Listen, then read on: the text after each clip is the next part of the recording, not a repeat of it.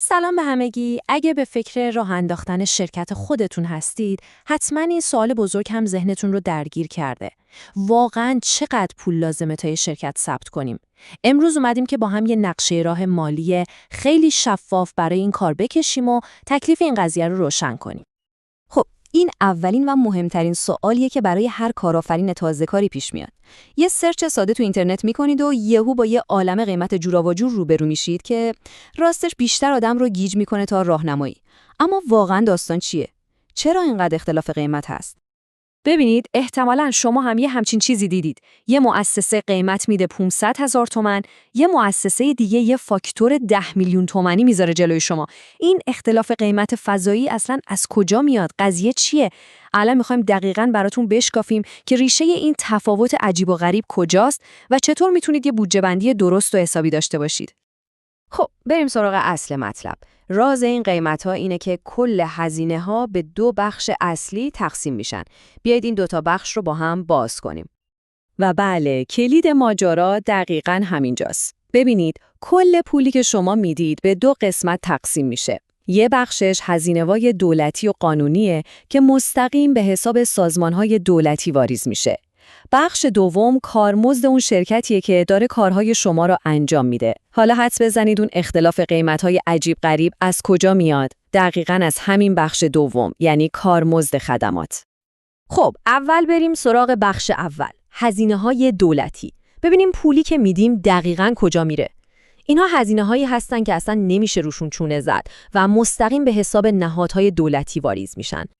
به این لیست مثل یه لیست خرید نگاه کنید که نمیشه ازش چیزی رو حذف کرد. ببینید، شما باید هزینه پست بدید تا مدارک ارسال بشه. یه مبلغی هست برای تایید نام شرکتتون. حق و ثبت دارید که به سرمایه اولیه‌تون بستگی داره.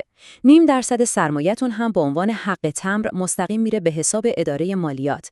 و در آخر دو تا از هزینه‌های اصلی و بزرگ این لیست، یکی چاپ آگهی توی روزنامه رسمی و دومی هم پلم دفاتر تجاریتون.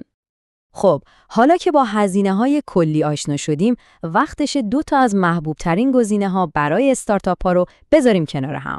سهامی خاص یا مسئولیت محدود. بیایید ببینیم از نظر هزینه چه فرقی با هم دارن. خب بزرگترین تفاوت مالی بین این دو نوع شرکت دقیقاً همین 35%. توی شرکت سهامی خاص شما مجبورید که حداقل 35% سرمایه اولیه‌تون رو توی یه حساب بانکی به اسم خود شرکت بذارید. البته این نکته خیلی مهمه.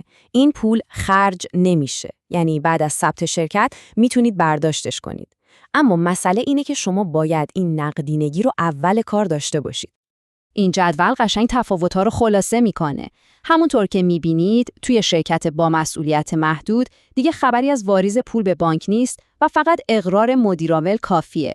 چاپ آگهی توی روزنامه کثیرالانتشار هم اختیاریه که این خودش میتونه هزینه‌ها رو یکم کمتر کنه.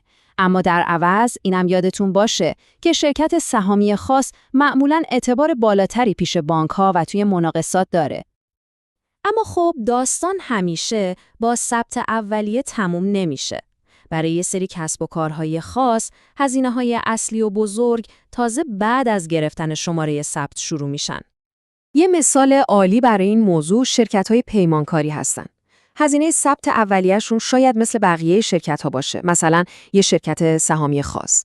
اما هزینه اصلی و واقعاً بزرگ مربوط به گرفتن رتبه یا همون گریده. مثلا فرض کنید ثبت شرکت 2.5 میلیون تومان هزینه داره، اما گرفتن یه رتبه 5 پیمانکاری با استخدام مهندس و دوندگی‌های اداریش میتونه راحت بین 15 تا 20 میلیون تومان هزینه داشته باشه. پس نکته کلیدی اینه که هزینه اصلی توی مرحله دومه. میرسیم به شرکت‌های دانش بنیان و یکی از بزرگترین باورهای غلطی که در موردشون وجود داره. خیلی‌ها فکر می‌کنن برای ثبت یه شرکت دانش بنیان باید یه هزینه جدا و خاصی به اداره ثبت شرکت‌ها پرداخت کرد. اما حقیقت اینه که اصلاً همچین چیزی وجود نداره. پس هزینه‌های واقعی از کجا میان؟ در واقع این هزینه‌های پنهان هستند. ببینید، شما اول یه شرکت معمولی مثلا سهامی خاص ثبت می‌کنید و بعد برای دانش بنیان شدن اقدام می‌کنید. هزینه‌های اصلی اینجاست. آماده کردن مستندات فنی خیلی پیچیده، طراحی و ساخت نمونه اولیه محصول، گرفتن مشاور برای اینکه از فیلترهای سخت ارزیابی رد بشید و حتی تغییر اساسنامه. اینها هزینه‌های واقعی هستند، نه یه فیش واریزی دولتی. خب، حالا بیایید همه این اطلاعات رو توی یه چکلیست نهایی جمع کنیم. ببینیم دقیقاً چه چیزهایی هستن که فاکتور شما رو سنگین‌تر می‌کنن. پس این موارد رو خوب به خاطر بسپارید. هرچی سرمایه اولیه شما بیشتر باشه، طبیعتاً حق تمبر و حق و ثبت هم بیشتر میشه. اگه موضوع فعالیت شرکتتون خیلی طولانی و مفصل باشه، هزینه آگهی روزنامه رسمیتون سر به فلک میکشه. تعداد شرکا و اعضا که بیشتر باشه، حجم کار اداری هم بالاتر میره. و در نهایت، اگه کسب و کارتون نیاز به مجوز خاصی از یه سازمان دیگه داره، هزینه‌های اون هم به کل ماجرا اضافه میشه. و حالا سوالی که مطمئنم ذهن خیلی هاتون رو درگیر کرده، آیا اصلا میشه خودم این کار رو انجام بدم تا توی هزینه‌ها صرفه‌جویی کنم؟ جواب کوتاه اینه بله، از نظر فنی میشه، اما حواستون باشه این فرایند پر از جزئیات و ریزه‌کاری‌های حقوقیه. یه اشتباه کوچیک توی مدارک کافیه تا کل پرونده‌تون برگشت بخوره. اون وقته که هم باید زمان بیشتری صرف کنید، هم پول بیشتری خرج کنید تا اون اشتباه رو درست کنید. گاهی این هزینه و زمان خیلی بیشتر از دستمزدی میشه که از اول به یه متخصص میدادید. و در آخر میخوام شما رو با این سوال تنها بذارم. به این فکر کنین، آیا این پولی که میپردازین صرفاً یه هزینه اداریه یا نه؟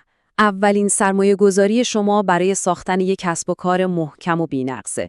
یادتون باشه، یه شروع درست میتونه آینده شرکت شما رو در برابر کلی مشکلات حقوقی و مالیاتی بیمه کنه.